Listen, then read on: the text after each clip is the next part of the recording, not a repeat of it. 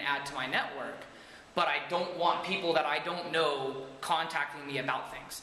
That you can limit that to where they now have to be a part of my network before they can contact me and actually send me a message. Okay. And so that's where that kind of protection of my network, that my network is here and I don't want someone that knows me to click on Nick's. Well, you're not going to see much of Nick's if you're somebody else until they say, hey, I want to connect with you in the network, and then he makes that decision. So again, it's much more professional in like a networking sense of handing out a business card, and then from that standpoint, this person here would be able to have the opportunity to kind of initiate contact or not have contact with that person, of their choice. Okay. So, but one of the bigger ways on how you can do it, I'm not sure because they just actually rearranged it. It might be under add connections, I'm not sure. But yeah, so what you can do is I can just put in an email address of mine. So this one is one of my Gmail accounts. And I put in my password for that email account, and it finds all of my contacts, anyone I've ever sent an email to. And then I can select if I want to connect with that person. So it may have been someone that I connected with 2 years ago that I'm like, man, I would really like to professionally connect with them. I have not talked with that person in a long time. I can send that, or I cannot. So again, that's where some of the etiquette comes in on, this is a professional site that is maintained for that. So you want to make sure that what you're doing here is professional, that you're not just doing it to get a million friends. It's, I want to connect with you. I certainly wouldn't mind chatting with you from time to time, things like that. So it's not seeing who can get the most friends. It's not, oh, well, a lot of my friends aren't on LinkedIn, so I'm just going to send invitations to all of them. If they are on LinkedIn, yes. If they're not, if I really want to connect with them, then maybe I'll send one. It's not about the number of how many connections I have. Because again, like with your resume, it's not how many references you have, it's the quality of the 3 references that I am giving them. So it's the same mentality as that. And how do people leave references on your page? Like, are they in your connections and they just went to your, and they were like, add reference, and they gave you a reference and you had to approve it? There's 2 ways, yes. Everything that goes onto your account has to be approved by you. And again, I think you can limit that. You can actually turn that down, but why would you want to? No. But one of the ports you can see right here, it shows that I have a complete profile, which means that I have, a certain number of recommendations, a certain number of connections, a website, which is actually my photography website. I have past and current, so I have everything kind of filled in. That's what they consider. There are certain qualifications, and it tells you as you're going through, hey, get some more recommendations so you can complete your profile. There are employers that are saying, I won't look at your LinkedIn. I won't even pry past the first page if this isn't 100%. Because just like your resume, they're not going to look at your resume unless it's 100%. So they're viewing this very much so like a resume format, because they're able to see your past work experience, they're able to see recommendations. It's very similar to that. So to go back to the recommendations, this kind of asked me to ask for recommendations. So then I noticed the connections that I had and said, hey, would you sign me a recommendation? Would you do a recommendation for me? But then once they filled one out, I had the opportunity to approve it or not. Because again, someone could do it as a joke, or they could be unprofessional in the way that they're recommending me because they had some personal grudge against me that I had no idea about. So I have the opportunity to approve that. Okay, so your connection friends, when they see your profile page, there's like a thing where it says give recommendations? Yeah, okay. There's something that says, I don't know where it is, it might end up being around your recommendations, or it might be up here, because this is kind of where a lot of like your contact information for that person you're visiting is. That will say, recommend this person. And then it lets you choose. It says, I supervise this person, I was colleagues with this person, I never worked with this person, so it might be a personal reference. Or they might not know kind of which one to put it into, so they put, I didn't work with this person, and then post maybe in the recommendation explaining something about that. But again, it's nice that there is an approval process for that whole thing. So this is my professional world billing, and if they are really intending for this to be like the one-stop shop for someone being able to see their professional profile, I want to be able to have a lot of restrictions on that. Just like my resume, that if I post it somewhere, I don't want people to be able to edit my resume. Like I don't want to post a Word document that someone could somehow upload back on my account and then post a resume. Like it's not about that. So it is basic in nature, a lot like a resume, but it just is another professional way of being able to match that professional world with somewhat of a social world in a professional context. So again, turn your profile settings up on your Facebook, and then have this. You know, at least something to supplement a little bit about yourself so that if they are really intent on Googling you or looking you up, that they have something. Because that's the other idea, is I don't want to be like completely closed down because they're like, why is this guy's profile setting, like his security up on every single thing he's on? It might raise questions. There are also safety reasons. I don't think an employer is going to say no because of that, because I don't want people stalking me either. So, but with a site like this should be 100% done, because that's exactly what this is here for. So that's kind of where this at least finally has a mixture of where I can go online and where I can also network with people professionally. Sorry, I just realized that it wasn't on the presentation.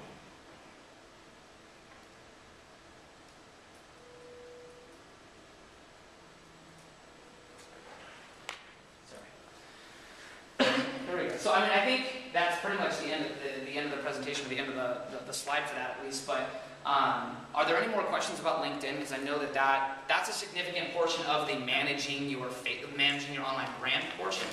Yeah, go ahead. I think that was the initial reason why I had some questions with LinkedIn, because as soon as I opened the account with LinkedIn, it was an automatic thing. When you Google, it pops right up. Yeah. And so it's like I wasn't real comfortable with having it so easy to, you know, not that, I just thought that was really odd. Yeah, and a little bit of that, I think, was how they launched the site. It was confusing, I think, in the beginning, and you didn't really know what it was for. You're like, what is the purpose of this?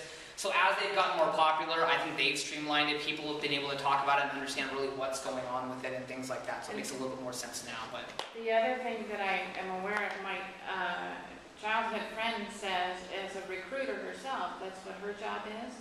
She and her community have, you know, thousands of people on their LinkedIn thing. So it's like they use it all day. Yeah, there are people that are on it, especially I would imagine like HR, you know, professionals that are kind of somewhat in charge of either screening people or contacting people, that they might be like, well, maybe this is a means of contacting someone. There's someone that I've been trying to email for a professional like contact that I'm trying to work with, and she hasn't been able to answer her email. But I know her email she works on tons of different projects, and she's probably got 50 emails when she wakes up in the morning. No joke.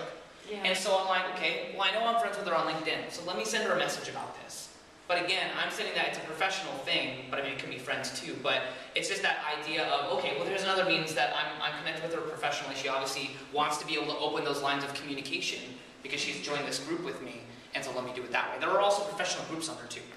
There's groups about photography, there's groups about writing, there's groups about all sorts of stuff that you can be a part of an interest group as well.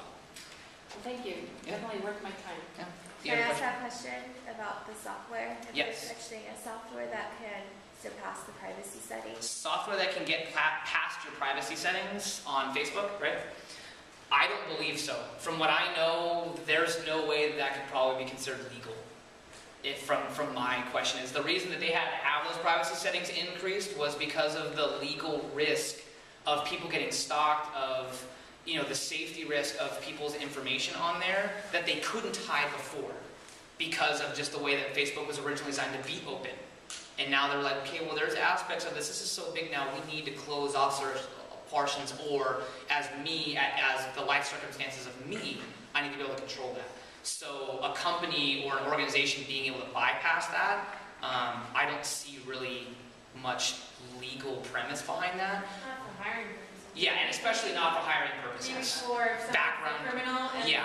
they need to Right. break into their Right. police. then Exactly. that probably- Which kind of fuzzes the line on, okay, well, for a legal purpose, we need to get by this. But for like a hiring purpose, I mean, No. what are you, I mean, how desperate are you then? But it does still raise questions on what are companies willing to do. So how far are they going to try, which I know kind of goes back to our previous conversation about go asking a friend of mine that works there to go on their personal Facebook to look at me. Well, now that becomes an ethical question of you're asking them to do something on their personal life with their professional life, and they're not going to get paid for it, most likely. And just the ethics of doing that in general. So, I mean, it does kind of fuzz that line, but I mean, like most companies, they're going to do what they can and what is legal to try to find the best candidate, to find the best person that's going to match their specifications. It's going to minimize the risk of wasting money on training somebody that then is either going to be fired, let go, or quit because they couldn't handle the job or their personal life was getting in the way. Thank you. Do you think there's truth to the story that Facebook helped the Egyptian protesters with their organizing efforts? I wouldn't doubt it because of all the things that you can do on Facebook and the fact that in the first time in world history has the internet ever been 100% shut down for a period of time. It had happened before where they shut down Twitter. I think it was China. Or China had shut down Google. Like you couldn't go on, residents of that country couldn't go on Google because they were censoring the content. But never in history had an entire country been, like their government cut away all internet access to everyone that's within their boundaries. And so I wouldn't doubt that that has something to do with it, is the government found out that these people were plotting over Facebook, because those people were also, there were stories about them getting abducted in the night and things like that too. So the government, had some knowledge of things that were going on. I wouldn't doubt if Facebook was helping those people orchestrate. I know that there was a resident, a 20-year-old resident of Egypt that had just had a newborn daughter and named her Facebook. Because of what he said was because of the role that Facebook played in the liberation of his country. So, that's kind of part of it right there, but, that's, if you ask me, like, a confirmation of it, but it's very interesting. I was reading it going, man, some guy named his daughter Facebook. I can see this reasoning now. I can at least understand it, but it is, it's like Gwyneth Paltrow and... I'm sure it sounds nice in Egyptian. Yeah, exactly. Yeah. It's like It translates really well. Yeah. But, it's like celebrities naming their kids, like, Moon Unit and Apple. I don't know why we use Apple that time. Orange Jello and Lemon Jello. Or Orangelo and Lemongelo. But if you spell No it's way. Orangelo. Yeah, I forget, it's like Frank Zappa or something. Yeah. But yeah, so I guess, were there any other questions? I had one that came up. Okay, so do you think Facebook actually has, do you think it has to do, or do you think recruiters from colleges, saying someone going into college from high school, or going from an undergrad to a grad program, do you think they look at Facebook to screen that out? I wouldn't doubt it. I think, I want to say that I've maybe heard of it, but that's going to, like any company also, it's going to vary on how big are they, how much time do they have, how many applicants do they have time to look at all these accounts, but also, are they a private school? Private schools can have a lot more control over looking at your content when they're looking at people that are applying to get into the graduate programs, or people that are looking at getting into the undergraduate programs, that, I'm not saying that they can do whatever they want, but they can certainly do a lot more than what a public school either can because of their legal requirements on admissions policies, and also the time that they have, a school that might only have 4,000 students, undergraduate students, versus a school that has 20,000 undergrads without graduate students. So. I've heard that employers, when you list your references, they go on and actually also Facebook or look for your references on Facebook, or also go through your friends to see who you're friends with.